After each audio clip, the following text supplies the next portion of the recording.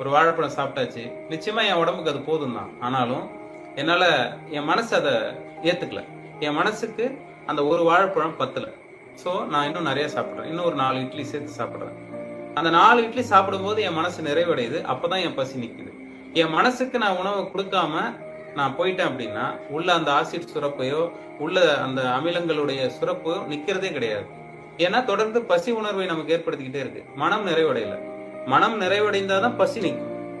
அந்த ஒரு பொருளை தீர்க்கமா இது போதுமானது, இது என் உயிருக்கு ஆற்றல் நிலைக்கு போதுமானது, இறைவன் இதுல இருந்து கூட என்னை வாழ வைக்க முடியுங்கிற பூரணமான நம்பிக்கை ஏற்பட்ட பிறகு அந்த உணவை நீங்க நிறுத்திக்கணும்.